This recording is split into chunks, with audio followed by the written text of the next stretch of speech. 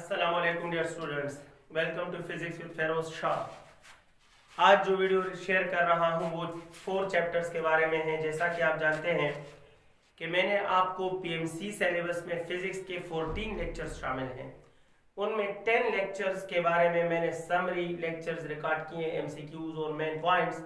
4 chapters रह गए time shortage की वजह से और कुछ बिजीनेस की वजह से। 4 चैप्टर्स आपके रह गए। 10 चैप्टर्स के मैं सारे अपलोडिंग कर चुका हूँ पीएमसी सिलेबस के मेन पॉइंट्स एमसीक्यूज का, और बास के डिटेल टॉपिक्स भी अपलोड कर चुका हूँ। वो 4 चैप्टर जो हैं अब उनको अलग अलग दिन पे डिस्कस करना मुमकिन नहीं रहा, तो मैंने सोचा कि क्यों ना इन चारों चैप्टर्स के सारे इंपॉर्टेंट एमसीक्यूज आपके साथ शेयर करूं। सो मैंने चारों चैप्टर्स मेंशन किए हैं। इसके अलावा मैंने चैप्टर 3 फोर्स एंड मोशन वो अपलोड कर चुका हूं ऑलरेडी। आपने देखा है, पसंद किया, अच्छे कमेंट्स किए, उसके लिए शुक्रिया। एंगुलर मोशन अपलोड कर चुका हूं, ऑसिलेशन अपलोड कर चुका हूं, थर्मोडायनामिक्स अपलोड कर चुका हूं। इसके अलावा रेक्टिफिकेशन इलेक्ट्रॉनिक्स अपलोड कर चुका हूं, मॉडर्न फिजिक्स अपलोड कर चुका हूं, और न्यूक्लियर फिजिक्स अपलोड कर चुका हूं, एटॉमिक स्पेक्ट्रा अपलोड कर चुका हूं, इलेक्ट्रोमैग्नेटिक इंडक्शन, इलेक्ट्रोस्टैटिक अपलोड कर चुका हूं। यही 4 चैप्टर रहते हैं जो सिलेबस में है। इनके mixed question step by step आपके साथ शेयर करता हूं। बिस्मिल्लाह करते हैं आज के लेक्चर का। कोशिश करता हूं कि मैक्सिमम पॉइंट्स पे एमसीक्यू ज़हन में ला सकूं, आपके सामने बनाऊंगा, आपके सामने सॉल्व करूंगा। सो इंशाल्लाह you will enjoy it. Let me start. पहला क्वेश्चन आज के लिए क्वेश्चन नंबर 1। मैंने आपको बता दिया कि क्वेश्चंस का ताल्लुक 4 चैप्टर से है। कोशिश करूंगा स्टेप वाइज आ जाऊं। Work energy and power, waves, electricity chapter 12 और इलेक्ट्रोमैग्नेटिज्म, यही 4 चैप्टर रह गए थे। मिक्स फॉर्मेट ऑफ एमसीक्यूज आपके नाम करता हूं, कबूल कीजिएगा। तो क्वेश्चन नंबर 1 है that a body moving on a surface of earth, body moving on surface of earth gains kinetic energy from 800 joule to 1200 joule. The work done will be, बताएं कि इस बॉडी पर वर्क डन कितना हुआ। एक body जमीन के surface पर जा रही है और उसकी काइनेटिक एनर्जी में गेन आ गया है 800 जॉल से 1200 जॉल। उसका वर्क डन कितना होगा? 2000 joules, option B 1200 joules, option C 800 joules और option D 400 joules. Correct option क्या होगा? सो माय डियर स्टूडेंट्स, आप जानते हैं कि the solution will lie in the fact that the work done is equal to change in kinetic energy. जब भी horizontal surface पर वर्क होगा तो वर्क चेंज इन काइनेटिक के बराबर होगा, and the change in kinetic is final kinetic minus initial kinetic, and hence it is equal to 1200 minus 800, and the correct option is 400 joule. The correct option is option D. Question number 2 है जनाब, question number 2 आपके लिए, if a body is raised from surface of earth, अगर body को हम surface of earth से ऊपर उठाएं up to height equal to r, then the gain in potential energy will be, potential energy में जो गेन होगा वो क्या होगा? तो जनाब वाली ऑप्शन ए, पहला ऑप्शन मैं आपके लिए लिखता हूं -gmm divide by 2r। Second option आपके लिए है +gmm divide by 2r। Option C लिख लेता हूं कि -gmm डिवाइड बाय r, और option D +gmm divide by r। क्या होना चाहिए? तो आप कहेंगे sir you are asking about change in potential energy, और change in potential energy is equal to final potential energy minus initial potential energy. अब final और इनिशियल कहां पर होंगे? फर्ज करो ये जमीन का सरफेस है, यहां पर बॉडी पड़ी है तो इसका डिस्टेंस r होता है। आप इसको एक ऐसी जगह ले गए जहां हाइट भी r के बराबर है, तो यहां पर पोटेंशियल एनर्जी इनिशियल होगी और इधर पोटेंशियल एनर्जी फाइनल होगी।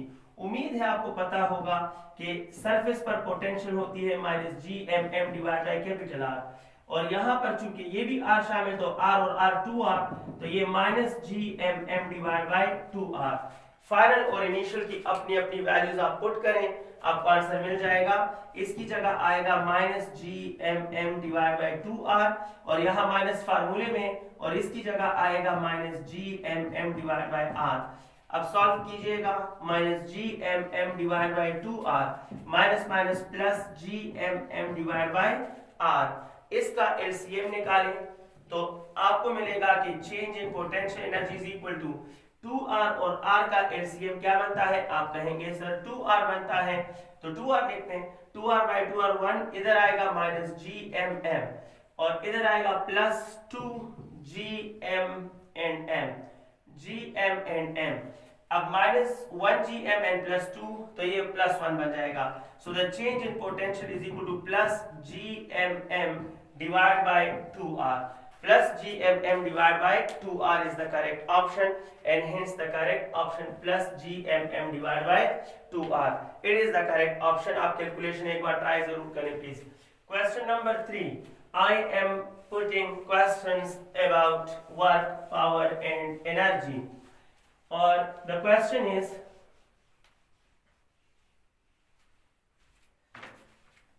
question number 3, a machine while using 2 electron volt in 0.5 second, its power is, इसका पावर क्या होगा? Option A, its power will be equal to 4 watts, 4 watts, और option C, its power will be equal to, its power will be equal to 3.2 into 10 raised to the power minus 19 watts, और option C, its power will be 4 into 10 raised to the power, ये है जनाब 7.4 into 10 raised to the power minus 19 watts, और option D none of these. मैं आपको तरीका बता देता हूं, आंसर और क्वेश्चन सब अभी आपके सामने आ रहे हैं, तो आई डोंट नो क्या है answer, let me solve it. आप जानते हैं पावर होता है work divide by time, work is energy divide by time, और एनर्जी आपको मिली है 2 electron volt divide by time, और 2 इलेक्ट्रॉन वोल्ट की जगह 2 और इलेक्ट्रॉन वोल्ट की जगह 1.6 10 raised to the power minus 19 joule divide by time. अब ये जो होगा my dear student, power is equal to, ये टाइम दिया गया है 0.5 and 2 by 0.5 is 4 multiply by 1.6 into 10 raised to the power minus 19 joule per second, और 4 multiply by 1.6 यानी सलूर 1.6 को लिखूं, 1.6 1.6 1.6, आई डोंट नो क्या बनता है, तो 6 और 6 12 बनेगा, 12 और 6 18 बनेगा, 18 और 6 बनेगा, ये 18 और 6 24, तो 2 ऊपर जाएगा, पॉइंट 2 1 3 4 5 3 4 5 एंड 6, इट इज 6.4। मैंने यहाँ 7.4 लिखा, आई थिंक ये मैंने गलत लिखा, 4 मल्टीप्लाई बाय 1.6 इज 6.4। अगर इससे 7.4 नहीं आ रहा, 6.4, तो करेक्ट ऑप्शन क्या होगा, none, and the answer is 6.4 10 raised to the power minus 19 watts. आप एक बार कैलकुलेशन देखिएगा, मैं सिर्फ आपको मेथड ऑफ सॉल्यूशन सिखा रहा हूं, कैलकुलेशन खुद ट्राई जरूर कीजिएगा, आई होप कि इसमें नॉन ही ठीक होगा। नेक्स्ट क्वेश्चन, क्वेश्चन नंबर 4,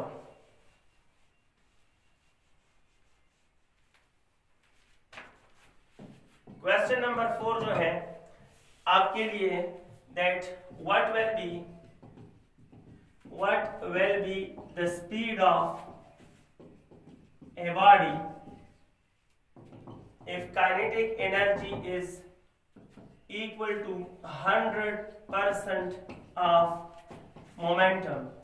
अगर काइनेटिक एनर्जी मोमेंटम के 100% है तो बॉडी का स्पीड क्या होना चाहिए, 1 metre per second, option B 4 metre per second, option C 2 metre per second, और option D none of these.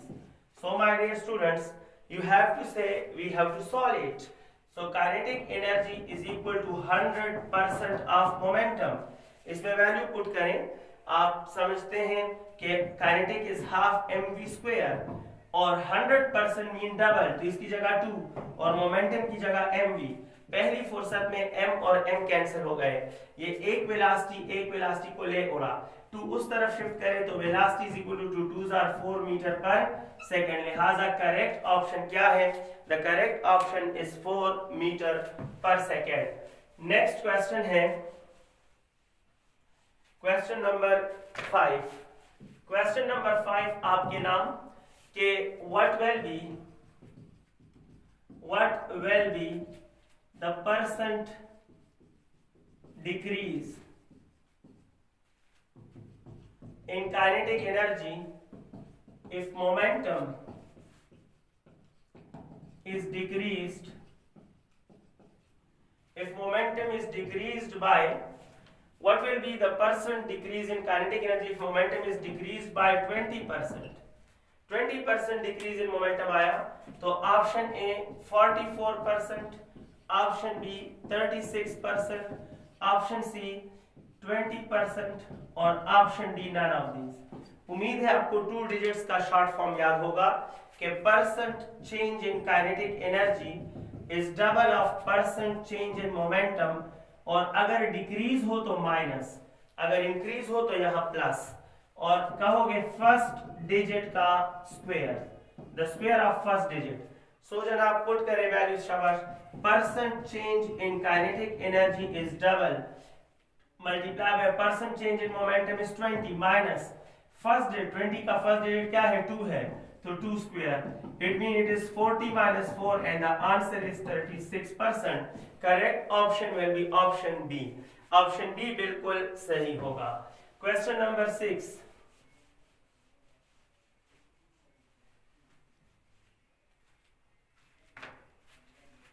Question number 6 क्या है?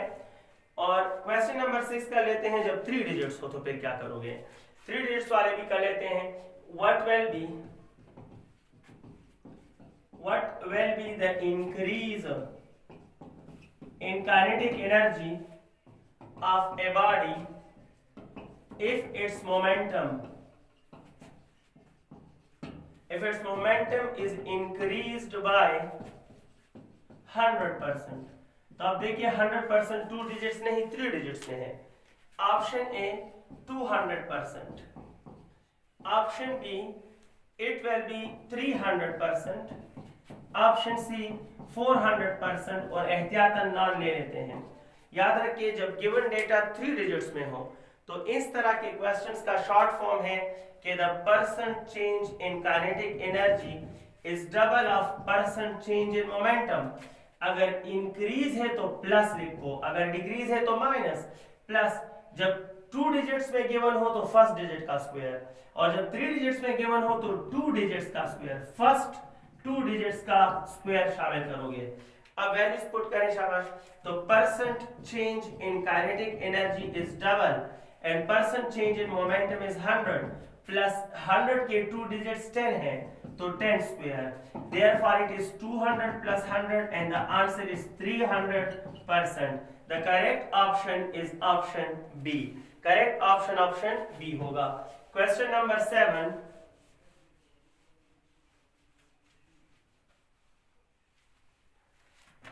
question number 7 है according to law of conservation of energy, कौन सा सेंटेंस या कौन सा स्टेटमेंट ठीक होगा? Law of conservation of energy के मुताबिक ऑप्शन ए काइनेटिक एनर्जी का जो लॉस है that is equal to total energy का गेन, और ऑप्शन बी पोटेंशियल एनर्जी का जो गेन है दैट इज टोटल एनर्जी का लॉस, और काइनेटिक एनर्जी का जो लॉस होगा that will be the total potential energy का गेन, और ऑप्शन डी आपके लिए ऑल ऑफ दीज। कौन सा ऑप्शन करेक्ट होगा? उम्मीद है आपको पता चल गया है कि sir law of conservation of energy तो कहता है कि टोटल एनर्जी हमेशा कांस्टेंट रहेगी। अगर टोटल एनर्जी कांस्टेंट रहेगी तो इसमें गेन कैसा, इसमें लॉस कैसा? The only option correct is kinetic का लॉस, पोटेंशियल का गेन, क्योंकि यही दो एनर्जीज एक दूसरे में कन्वर्ट हो रही हैं। पोटेंशियल काइनेटिक में कन्वर्ट होती है, काइनेटिक पोटेंशियल में, तो इनका लॉस और गेन बराबर होगा। Total energy remains constant. Question number 8 and question number 8 is, question 8 है हमारे पास that if center of earth is the reference point, अगर center of earth reference point है, then potential energy of a body at surface, potential energy of a body at surface, option A 0 joules, option B plus GMM divided by R, option C minus GMM divided by R, और option D it is minus GMM divided by 2R. So my dear students, एक question और भी लिख लेता हूँ, question number 10, और फिर दोनों को एक साथ रीजन से एक्सप्लेन कर देता हूँ। अगर यही स्टेटमेंट मैं आपके लिए चेंज कर दूं और मैं कहूं that if observer is at surface of earth, if observer is at surface of earth, अगर मिस्टर ऑब्जर्वर सरफेस ऑफ अर्थ पर खड़ा है, then potential energy of a body at surface, body at surface की potential energy फिर क्या होगी? Same option same, option A 0 joule, it is plus GMM divided by R, और option C it is minus GMM divided by R, और option D it is minus GMM divided by 2R. So my dear students, याद रखें कि अगर ये जमीन मोहतरम है, ठीक है, ये जमीन का सेंटर है और एक ऑब्जर्वर इस सेंटर पर खड़ा है और इस सरफेस पर बॉडी पड़ी है और एक ऑब्जर्वर सरफेस पर खड़ा है, तो याद रखें कि इस सरफेस वाले ऑब्जर्वर के लिए इस बॉडी में पोटेंशियल एनर्जी 0 है, लेकिन इस सेंटर वाले के लिए इसमें पोटेंशियल एनर्जी होती है minus GMM divide by capital R. So with respect to center minus GMM by capital R, with respect to surface it is 0. यहाँ रेफरेंस सेंटर है, लिहाजा करेक्ट ऑप्शन होगा ऑप्शन सी, और यहाँ पर जो रेफरेंस है वो सरफेस है, लिहाजा करेक्ट ऑप्शन होगा ऑप्शन ए। हालांकि एक ही सिचुएशन है, बॉडी सरफेस पर पड़ी है, एक ही बॉडी है, एक ही बॉडी, एक ही सरफेस, एक ही जगह पे पड़ी है, बट जो ऑब्जर्वर सेंटर से देखेगा उसके लिए एनर्जी कुछ और होगी, जो सरफेस से देखेगा उसके लिए एनर्जी कुछ और होगी। Chapter number 4 work power and energy, इसका क्वेश्चन नंबर 8 आपकी खातिर, और क्वेश्चन नंबर 10 क्वेश्चन नंबर 10 क्या लेना चाहता हूं, that a body of 10 kg is raised to the top of inclined plane having width 3 meter and length 5 meter. The potential energy at the top is, potential energy at the top क्या होगी? Option A, it will be equal to 500 joules, it will be equal to 300 joules, it will be equal to 800 joules, it will be equal to 400 joules, और एहतियातन मान ले रहा हूं, क्या पता आंसर ना हो इसमें, मैंने कौन सा कैलकुलेट किया है। सो लेट मी ट्राई, इसको सॉल्व करते हैं। उम्मीद है आपके जहन में आइडिया आ गया होगा कि ये एक इंक्लाइंड प्लेन है, इंक्लाइंड प्लेन का ये हाइट होता है और ये इसका विड्थ है, ये इसका विड्थ है। विड्थ आपको मिला है 3 मीटर, विड्थ आपको 3 मीटर मिला है, और ये लेंथ आपको मिला है 5 मीटर, और कहा गया है कि एक बॉडी जो 10 kg है उसको इधर उठाया गया यहाँ पर, इस पॉइंट पर इसकी पोटेंशियल एनर्जी क्या होगी। सो माय डियर स्टूडेंट, अब तो आप समझ गए होंगे, यहाँ धोखा देने की कोशिश की गई आपको, लेंथ गिवन करके, विड्थ गिवन करके। ज्यादातर स्टूडेंट कुछ हाइट की जगह 5 ले लेंगे, कुछ 3 ले लेंगे, कुछ कंबाइन ले लेंगे, और तीनों का ऑप्शन मैंने जानबूझकर लिखा। सो आप कहेंगे नहीं सर, हम धोखा नहीं खाएंगे, और पोटेंशियल एनर्जी होती है mgh के बराबर, और अगर पोटेंशियल एनर्जी mgh के बराबर है तो वैल्यू पुट करें, ये 10g10, और हाइट यहाँ कितना होगा, जब हाइपोटेन्यूज 5 होता है और बेस 3 होता है तो परपेंडिकुलर 4 आता है। पाइथागोरस थ्योरम से मालूम करें, hypotenuse square is equal to base square plus perpendicular square. यहाँ पर ये 5 है, ये 4 है, तो डेफिनेट ये 3 है, तो डेफिनेटली ये 4 आएगा। यहाँ आपने 4 पुट करना है, 10 10s are 100 and 100 multiplied by 4 is 400 joules, and hence the correct option is option D। Option D ठीक है। अब हम टर्न करते हैं चैप्टर वेव्स की तरफ, और उसके भी कुछ मेन कॉन्सेप्ट्स बेस्ड एमसीक्यूज आपके साथ शेयर कर लेता हूं। सो जनाब, let me discuss waves. Waves का क्वेश्चन नंबर 11, मैंने 10 डिस्कस किए, 11 से वेव्स शुरू हो गया। वेव्स में फर्स्ट क्वेश्चन आपके लिए, that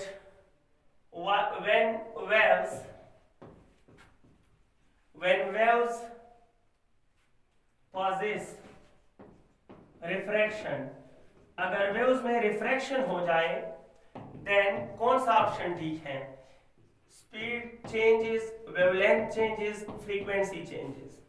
option B, speed changes, wavelength constant and frequency changes, और option C, speed constant, wavelength changes and frequency changes, और option D, speed changes, wavelength changes and frequency remains constant.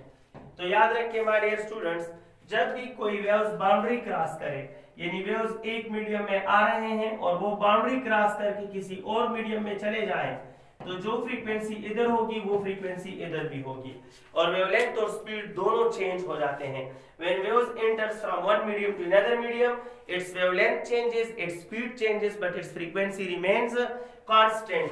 लिहाजा correct option is option D, कि ये दोनों change होते हैं directly, और frequency remains constant in the process of refraction. Question number 12,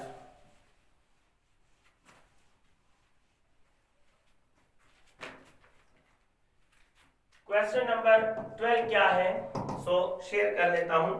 question number 12 उठा लेते हैं, that how many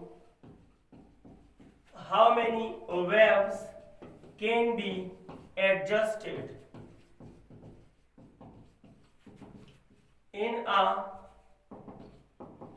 in a 12-meter string if the half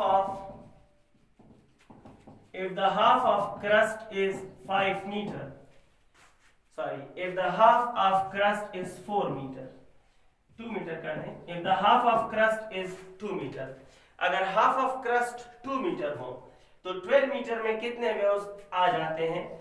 option A 4, option B 3, option C 6 और option D none of these. बहुत आसान है, बहुत easy है। आप कैसे सॉल्व करोगे?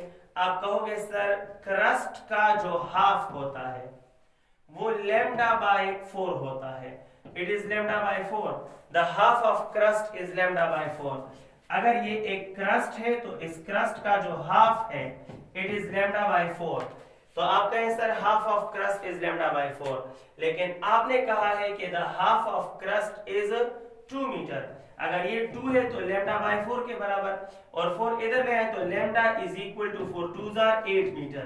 तो एक वेव 8 मीटर का है, एक वेव 8 मीटर का है, तो 12 मीटर में कितने वेव बनेंगे? आप कहें सर एक वेव 8 मीटर में बनेगा तो बाकी तो सिर्फ 4 मीटर रह गया, 4 मीटर में आधा वेव बनेगा। इट मीन कि how many waves are there? 1.5 waves.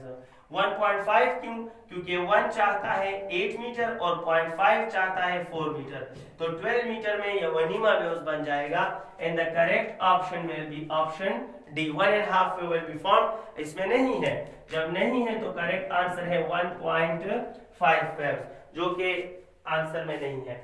Question number 13 question हमारा क्या है, और 13 है my dear students, question number 13 that the error in speed of sound is 300 meter per second according to Newton's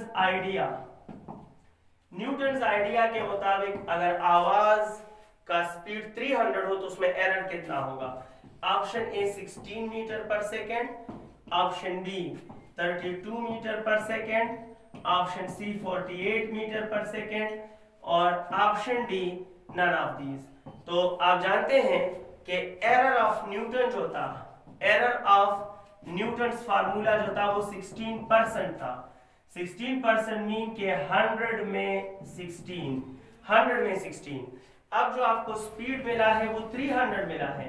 300 mean के 100 plus 100 plus 100, और 16% mean के इस 100 में 16, फिर इस 100 में 16, फिर इस 100 में 16, and 16 multiplied by 3 is 48.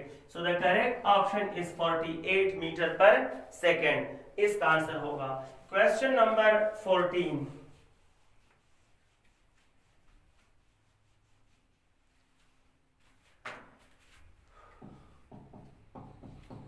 Question number 14 क्या है? क्वेश्चन नंबर 14 है माय डियर स्टूडेंट्स के सॉल्व कर लेते हैं इसको। The ratio of Laplace and Newton's evaluation about speed of sound in air. The ratio of Laplace and Newton's evaluation about speed of sound in air.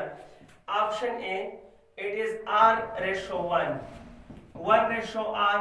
और option C √R:1, और option D 1:√R।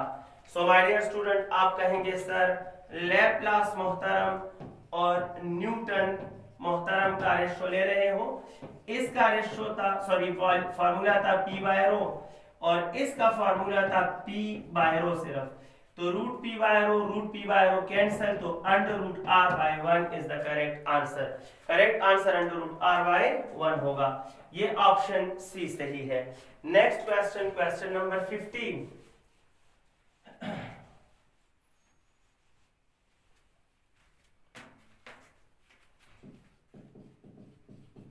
Question number 15 जो है इसको उठा लेते हैं कहां से। So let me ask a question that two waves having path difference of 3 λ/2 have phase difference. इनका phase difference कितना होगा? तो ऑप्शन ए, इनका phase difference कितना होना चाहिए? ऑप्शन ए, इनका फेज डिफरेंस होगा, इसका फेज डिफरेंस होगा 360 डिग्री, या पाई में लिख लेते हैं pi radian. Option B 2 pi है, ऑप्शन सी 3 पाई, और option D none of these. इस तरह के क्वेश्चन को सॉल्व करने का बहुत आसान तरीका है कि λ/2 की जगह पाई होता है। λ/2 की जगह ये रेफरेंस याद करें, जहां पाथ डिफरेंस λ/2 होगा वहां फेज डिफरेंस पाई होगा। अब जो खिलवाड़ इसके साथ किया है वही खेल आप इसके साथ खेल लें। इन्होंने λ/2 के साथ खेल खेला है 3 का, तो इधर अगर 3 का खेल गया तो इधर भी 3 का खेलोगे, लिहाजा 3 λ/2 will turns as 3 pi and the correct option is option C. Question number 16. Question number 16 क्या है? अगर मैं कहूं that we have two waves of amplitudes 30 meter and 20 meter interfere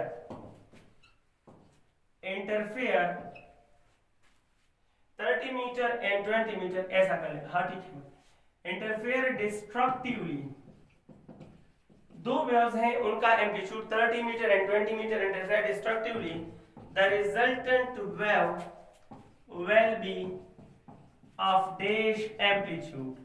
resultant wave का एम्पलीट्यूड क्या होगा?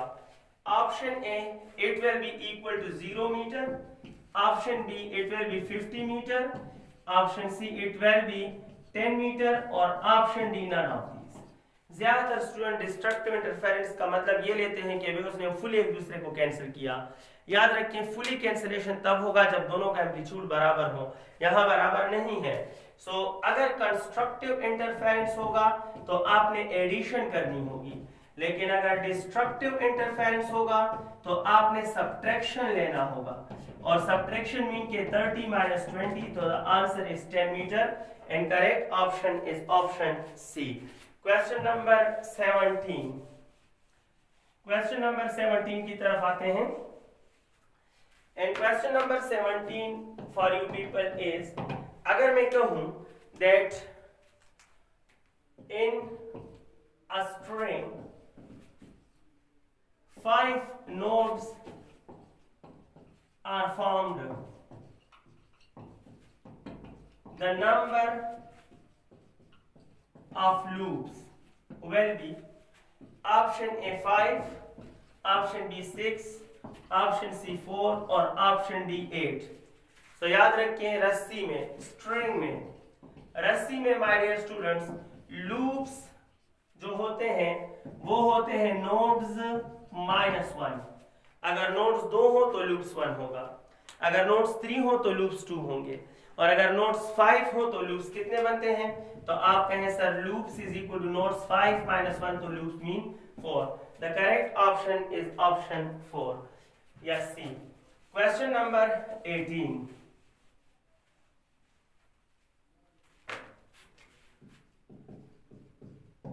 क्वेश्चन नंबर 18 ले लेते हैं, that what will be the wavelength, what will be the wavelength of third overtone in open argon pipe of length 10 meter? Option A, it will be equal to 4 meter, 5 metre, 2 metre, और none of these. तो आप कहेंगे sir wavelength of open organ pipe is equal to 2L divide by number of loops, number of loops. अब 2 की जगह तो 2 लिखेंगे, length तो 10 दिया है, लूप्स कितने लेंगे? ये नंबर ऑफ लूप्स है, मैंने लूप्स लिख देने हैं ताकि आप कंफ्यूज ना हो। लूप्स कितने होंगे यहां से पता चलता है। अगर इन्होंने कहा एक होता है F1, एक होता है F2, एक F3, एक F4, एक F5, ये तो फंडामेंटल है, ये ओवरटोन नहीं है। अब ओवरटोन से फैसला करें, it is first overtone, it is second overtone and it is third overtone, और इन्होंने भी कहा है थर्ड ओवरटोन, तो थर्ड ओवरटोन F4 आता है, और F4 मीन के लूप्स कितने होंगे? 4 लूप्स, तो divide by 4 and 10 2s are 20 by 4, the answer is 5 meter। The correct option of this question is option B, ठीक है। Next question, question number 19,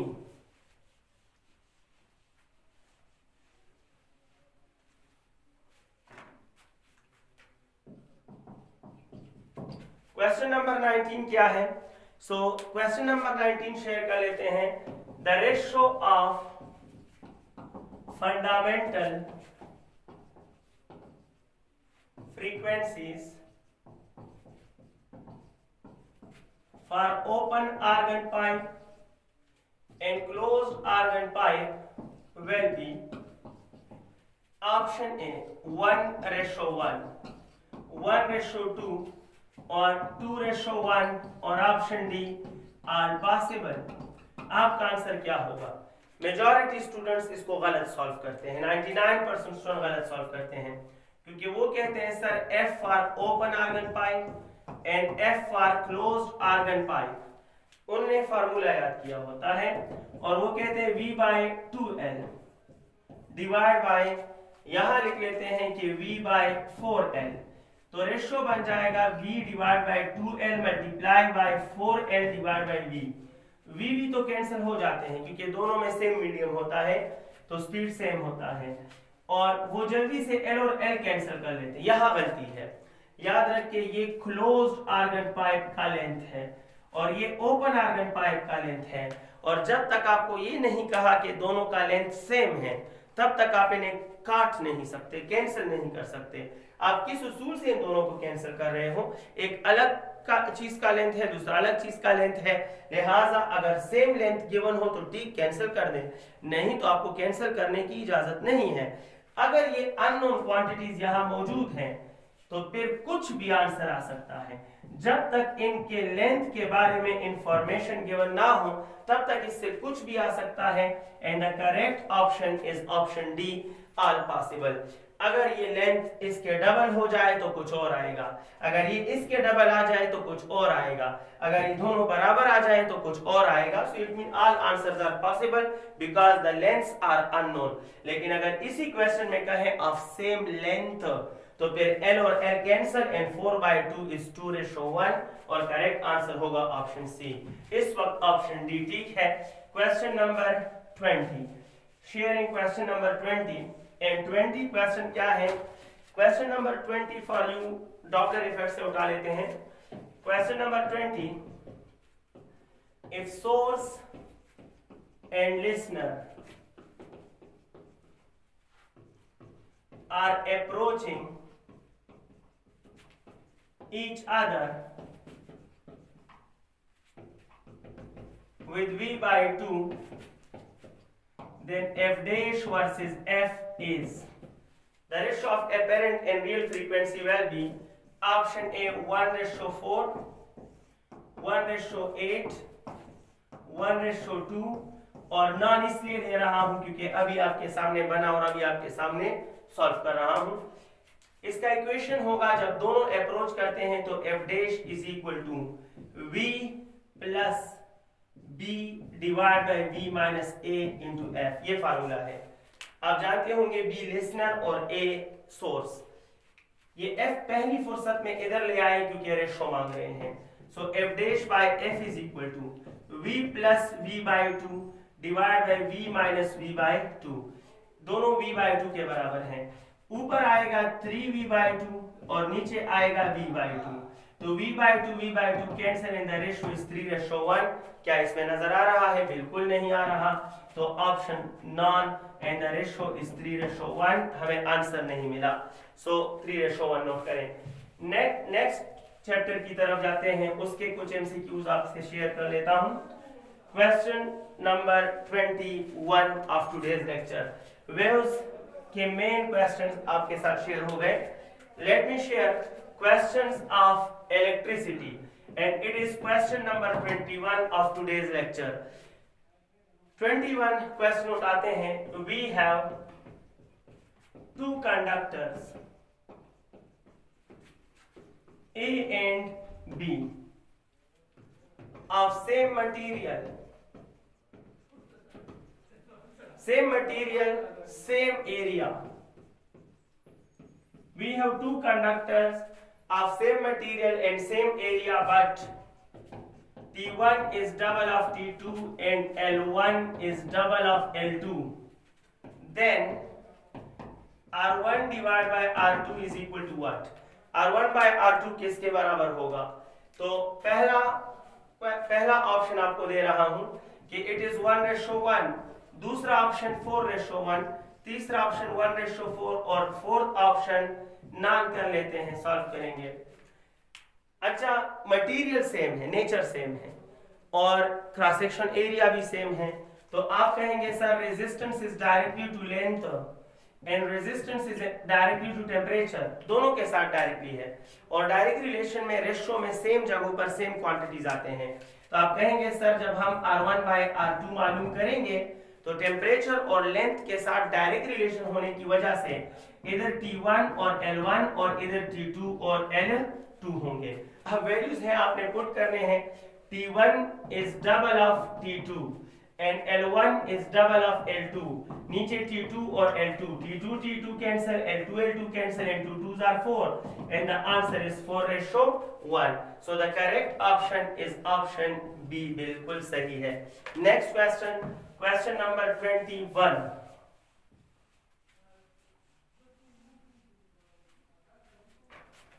Question number 22. The quantity या the constant of a conducting material, किसी conducting material का वो constant which does not change with its length, वो quantity जो length के साथ चेंज नहीं होता वो क्या है? That is sigma and conductance. Option B, that is rho and resistance. Option C, that is resistance and conductance. Or option D, that is conductivity and resistivity.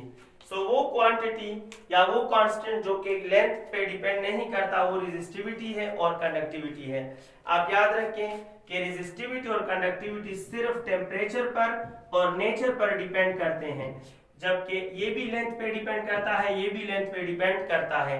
Resistance and conductance depends upon length.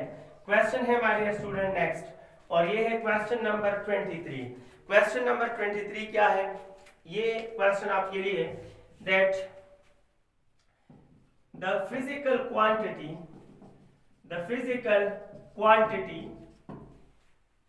having inverse relation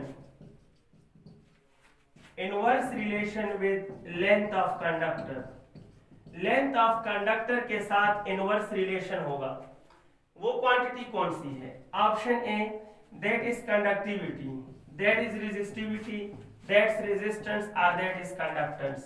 तो याद रखें इसका कोई relation length के साथ नहीं है, इसका भी कोई रिलेशन नहीं है, इसका डायरेक्ट रिलेशन है, और कंडक्टेंस का इनवर्स रिलेशन है, कंडक्टेंस का inverse. So the quantity having inverse relation with length is conductance. अब आपके साथ शेयर कर रहा हूं question number 24.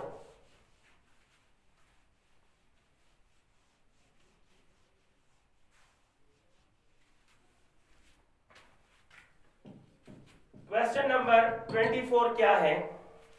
Question number 24 is, अगर मैं कहूं it is a conducting material और इसका लेंथ L है, इसका एरिया ऑफ क्रॉस सेक्शन जो है वो A है, इट इज स्ट्रेच्ड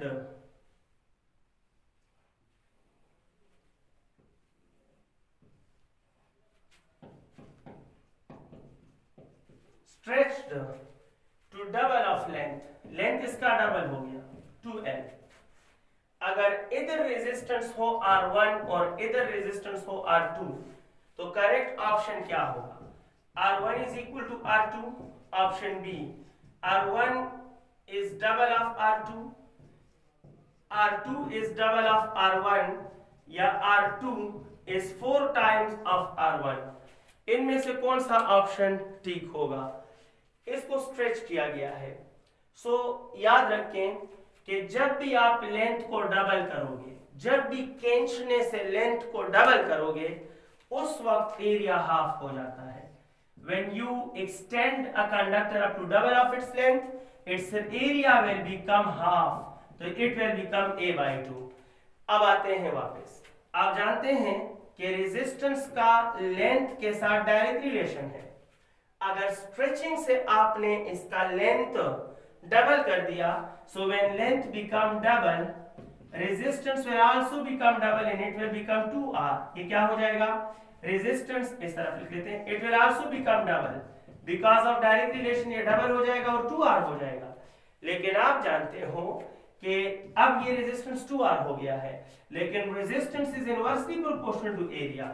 और अगर ये जनाब एरिया आपने हाफ कर दिया, इनवर्स है ना, तो ये हाफ, तो इट मीन कि once again it will become double. तो एक बार लेंथ के डबल होने से रेजिस्टेंस डबल, एक बार एरिया के हाफ होने से रेजिस्टेंस डबल, तो जब 2R डबल होगा तो ये 4R हो जाएगा। लिहाजा यहाँ पर रेजिस्टेंस अगर R है तो यहाँ रेजिस्टेंस 4R होगा। एंड हेंस करेक्ट ऑप्शन ये है कि R2 is 4 times of R1. R2 is 4 times of R1, the correct option. Question number 25. Question number 25 है कि what is the unit of temperature coefficient of resistance? Temperature coefficient of resistance का unit क्या होगा? Option A इसका unit होगा kelvin, option B Fahrenheit degree, option C degree centigrade inverse और option D all. जल्दी नहीं करेंगे, केल्विन नहीं लेंगे, फ़ारेनहाइट नहीं लेंगे, आल नहीं लेंगे, क्योंकि इसका यूनिट इनवर्स में आता है, फ़ारेनहाइट इनवर्स या केल्विन इनवर्स या सेंटीग्रेड इनवर्स, तो सेंटीग्रेड इनवर्स करेक्ट है। Next question, question number 26।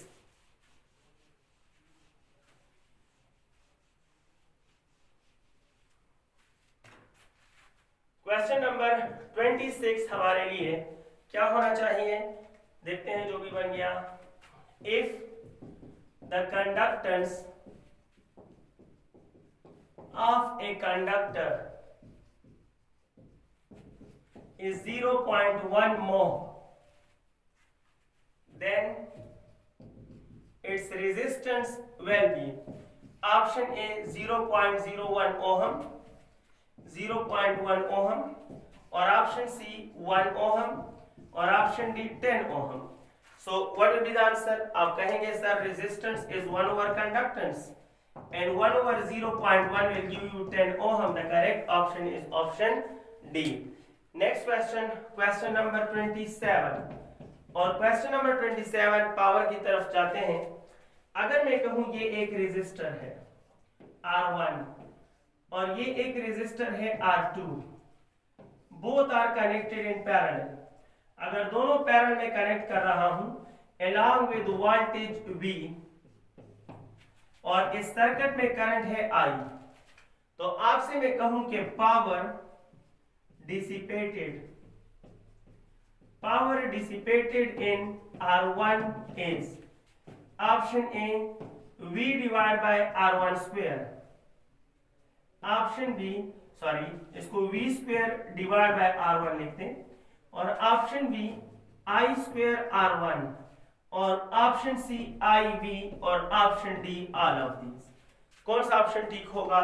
यकीन करें मोर देन 90% मेजॉरिटी स्टूडेंट्स आल ले लेते हैं, क्योंकि उनके जहन में है कि पावर के सारे फार्मूले ठीक है, आई स्क्वायर आर भी ठीक है, आई वी भी ठीक है, वी स्क्वायर आर वन भी ठीक है। लेकिन याद रखें जब आप पावर किसी ऐसे डिवाइस का मालूम कर रहे हो जो पैरेलल कॉम्बिनेशन में जकड़ा हुआ है, जो पैरेलल कॉम्बिनेशन में है, तो फिर आई स्क्वायर आर और वी आई वी वाला फार्मूला काम नहीं करता।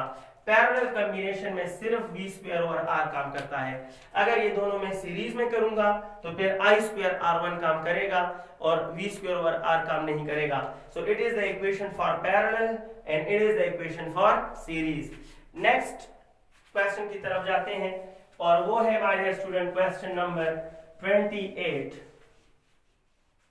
क्वेश्चन नंबर 28 क्या बना लें?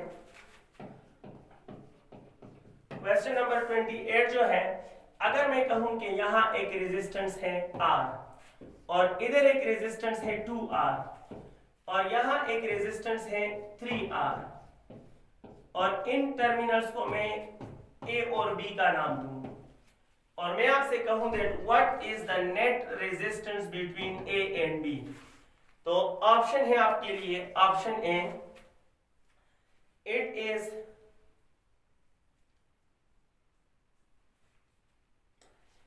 2/3R, option C 3R divide by 2 और ऑप्शन ये भी है, option C it is 6R और ऑप्शन डी नॉन इसलिए ले रहा हूं क्योंकि मैं सॉल्व करूंगा। कैसे सॉल्व करूंगा आप देखिएगा। यहां से करंट आया, जब करंट पाथ्स बदले तो पैरेलल है, कुछ करंट इधर से जाएगा और कुछ इधर से आएगा। सो इट मीन कि ये दोनों तो आपस में सीरीज में है और सीरीज में इन दोनों से आएगा 3R, लेकिन ये 3R और ये 3R फिर आप इसमें पैरेलल में है, तो टोटल नेट रेजिस्टेंस होगा 1/3R plus 1/3R। It mean के net is double divide by 3R, so net is equal to 3R divide by 2। क्या इसमें ऑप्शन मौजूद है?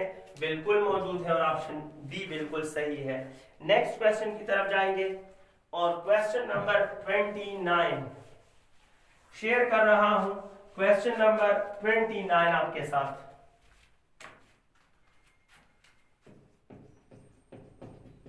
क्वेश्चन नंबर 29 क्या है?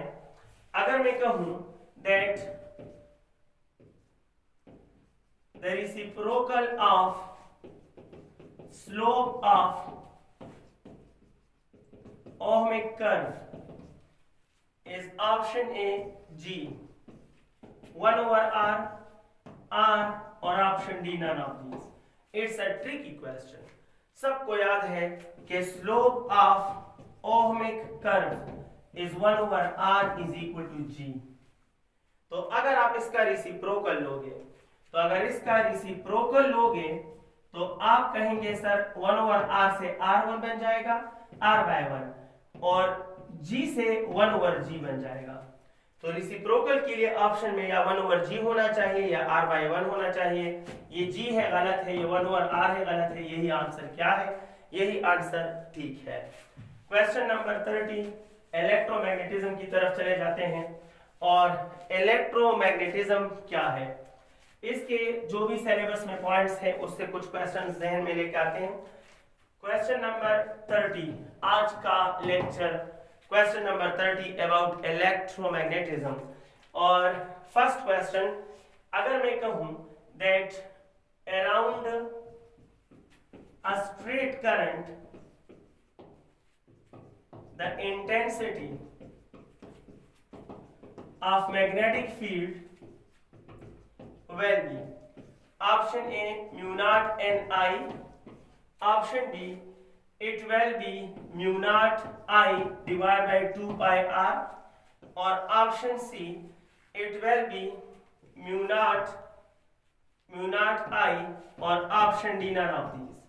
So याद रखें, अगर ये हमारे पास हो स्ट्रेट करंट, तो स्ट्रेट करंट के इर्द गिर्द जो मैग्नेटिक फील्ड बनता है उस मैग्नेटिक फील्ड की इंटेंसिटी का फार्मूला है mu naught I divide by 2 pi R. So the correct option is के around a straight current the intensity of magnetic field is mu naught I divide by 2 pi R. Next question आपके लिए electromagnetism से question next, और ये question आज के lecture का है क्वेश्चन नंबर 31। अगर मैं कहूं that we have two parallel conductors और इन दो पैरेलल कंडक्टर्स में करंट का फ्लो अपोजिट डायरेक्शन में है। कन्वेंशन, जब करंट का कुछ नहीं कहें कि इलेक्ट्रॉनिक है या कन्वेंशनल है, तो याद रखना you have to consider conventional. So conventional current opposite direction में है। बताओ कि इनके दरमियान जो फोर्स होगा वो क्या होगा? Option A 0, option B attraction और ऑप्शन सी रिपल्शन और option D none of these या ऑल पॉसिबल। सो तरीका क्या है? राइट हैंड रूल के मुताबिक थंब को करंट की तरफ फिंगर मैग्नेटिक फील्ड शो करेगा, तो थंब अगर ऐसे शो करूंगा तो यहां पर मैग्नेटिक फील्ड इस तरह बन रहा है, सेंटर में फैसला होगा। अगर सेंटर में कैंसलेशन तो अट्रैक्शन, और अगर सेंटर में सपोर्ट तो रिपल्शन। अब इसका करंट नीचे है तो देखो करंट तब नीचे तो मैग्नेटिक फील्ड ऐसे बनता है। अगर आप गौर से देखें तो सेंटर में दोनों का डायरेक्शन सेम है, और सेंटर में सेम डायरेक्शन मीन कि ये सपोर्ट कर रहे हैं, और अगर ये सपोर्ट कर रहे हैं then they will repel each other. ये दोनों वायर्स एक दूसरे को रिपेल करेंगे। अगर मैं क्वेश्चन नंबर 33 कहूं आपसे, और क्वेश्चन नंबर 33 में मैं कहूं कि ये एक कंडक्टर है और ये एक और कंडक्टर है, और अब मैं कहूं कि इस कंडक्टर में करंट जो है वो डाउनवर्ड है और इसमें भी करंट डाउनवर्ड है। बताओ कि ये अट्रैक्ट करेंगे या रिपेल करेंगे? इनके दरमियान जो फोर्स होगा वो ऑप्शन ए 0 होगा, ऑप्शन बी अट्रैक्शन होगा, और ऑप्शन सी वो रिपल्शन होगा, और ऑप्शन डी वो जो है ऑल पॉसिबल है। सो एक बार फिर मैग्नेटिक फील्ड बनाए, तब इधर नीचे रखे तो देखो मैग्नेटिक फील्ड बनता है ऐसे, बाहर आ रहा है, और इधर तंब रख के तो मैग्नेटिक फील्ड बनता है ऐसे। तो देखो अंदर ये एक दूसरे को कैंसिल करते हैं, और कैंसिल का मतलब है कि अब ये दोनों वायर्स एक दूसरे को क्या करेंगे, अब ये दोनों वायर्स एक दूसरे को अट्रैक्ट करेंगे। पहले रिपेयर कर रहे थे। Question number 34।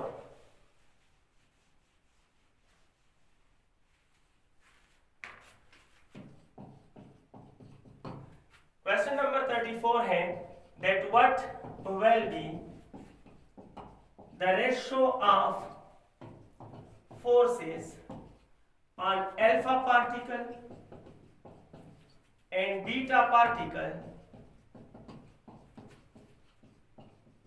projected into a magnetic field. What will be the ratio of force on alpha particle and beta particle projected into magnetic field with same speed and angle? Option A, it will be 2:1, 1:1, or option C 4:1, और option D none of these. So आप solve करेंगे, आप कहेंगे sir force on alpha and force on beta is QVB sin theta और QVB sin theta, ऐसे लिखोगे। कहेंगे sir theta same है तो ये कैंसिल करें, मैग्नेटिक फील्ड सेम है तो कैंसिल, स्पीड सेम है तो कैंसिल, बट ये चार्ज ऑफ अल्फा, ये charge of beta, and charge of alpha is 2 electron and charge of beta is 1 electron. Electron cancel, so 2:1, and the correct option is option A. Correct option होगा option A.